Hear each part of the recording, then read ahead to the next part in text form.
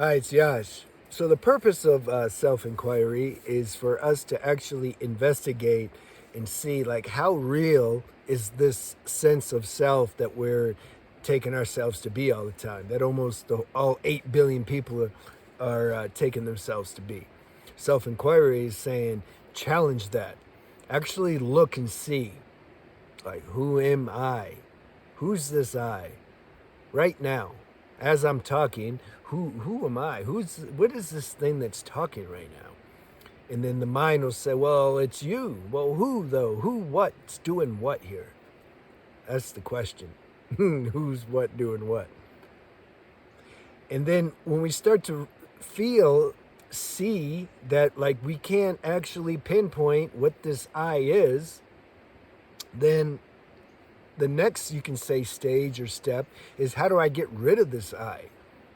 This I, that the counterfeit I I'm talking about. Like how do I get rid of this I keep thinking that I'm this this doer. So then I keep suffering the consequences of what that feels, the duality roller coaster that rats you out emotionally and hurts your nervous system because of all the turbulence.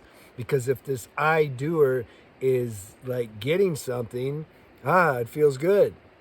I'm getting somewhere. Now I'm not getting somewhere. Because it's coded in life to not get what this little me I wants. Why? Because otherwise we wouldn't evolve.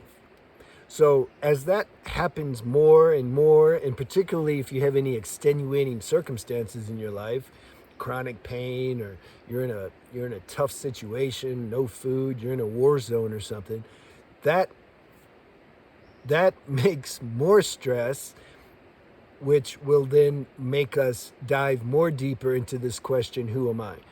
Who am I really? Why does it cause stress, though, these extenuating circumstances? Is it really the extenuating circumstance that's causing the stress? No, it's not. It's the little I that wants certain things in these situations, make it clear that it can't get what it wants because it's like the situation's too big. So our expectations and projections start to get crushed. So then that little I's like suffering. That's the benefit, though, because then something deeper inside kicks in, particularly if we've already watched some videos or read some books or have had the grace to um, plant the seed in us that there's something higher than this human little I, you see? So then when we're suffering the little I, those seeds start to come up and like, well, wait a minute. I've been told, and I also believe somewhere inside that there's an I, a more of a universal I that doesn't suffer, that it doesn't have a form, it doesn't have expectations, etc. So it doesn't suffer. The little I want to merge with that. I want to merge with that bigger I because, like, I'm done.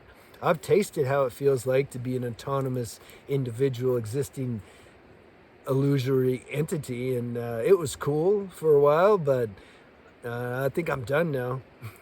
So now I want to merge with the bigger I want to retain my individual existence, which that happens even without us wanting to. Otherwise, there'd just be nothing. There needs to be some separation, a sense of separation, so that we can enjoy the grace and magnitude of this bigger I. But it's like, I don't want to suffer. I don't want to be totally identified with this little I anymore. It doesn't work. Maybe I want, like, okay, 5-10% identity with the little I, but 90% with the big I. This is evolution. This is where we come to. So how do we get rid of this little I now? Because we've already realized, like, I don't want this little I. The problem is the little I tries to get rid of the little I because we're so used to functioning from this little I position that we don't know anything else. So that takes some time. It's an evolutionary process. We just keep looking. We keep looking and realizing, like, what's functioning right now? Am I just flowing, spontaneous? Is it the universe functioning? Or is it this little I that's functioning? Now we can say, oh, it's always the universe functioning. It also plays the role of the little I. But like, let's not complicate things. What practical purpose does it serve to talk these spiritual platitudes if we don't know what we're saying? Is it helping you?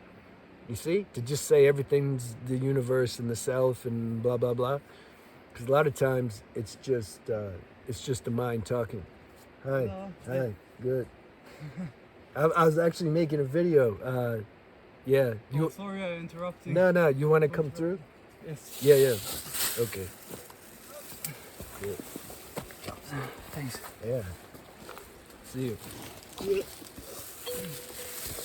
So what were we talking about? The little I, how to get rid of it. So it can't get rid of itself. What happens is the more we realize what's functioning in any given moment, like right now, I'm talking, okay, but it's not the little I that's functioning. I can feel it. Something can feel it. When the little I is functioning, there's a little more of a rat race, and there's some identity with wanting something or projecting something, and that creates a little tension and stress, and you can feel that emotionally. See, all that stuff becomes clear to one who's constantly looking to check. The universal I, it's just flowing, man. I don't have an agenda. I don't have a projected outcome. I'm not wondering if what I'm saying right now, for example, is going to get a lot of views, or if people are going to think I'm weird. Or no, this is what's happening. The destiny's happening. I'm supposed to speak. I'm speaking. That's it. So when you're listening to me right now, also you can check in. What's listening? Like, is it your smaller I self that's listening and that's judging and that has certain opinion and commentary based on what I say about me, judgment, or judgment about yourself? Maybe the little I's judging and saying, oh, this practice isn't for me, and it may not be. Or what he's saying, like, I can't do, or whatever. Or are you just listening? Are the words just flowing that I'm speaking, and they're landing in you wherever they need to land, and something is just it's digesting the words accordingly. There's a higher intelligence doing that. It's not the mind that's trying to assimilate these things. You're open, you're letting intuition digest and assimilate these things, and that's it. That's an example of the higher I. So the more that we pay attention to that, the more that we can differentiate between the two, the little I and the big I, the more the attention stays on the bigger I, and the more that becomes automatic and habitual, until at some point we realize, wait a minute, that's actually who we really are, the big I. So it becomes less efforting. But there still requires some vigilance as long as we're in this body. Otherwise we just disappear. Hope that helped you. Let me know any questions you have, any comments, so I know where I'm at. I don't know who I'm talking to. Myself. Okay, see you.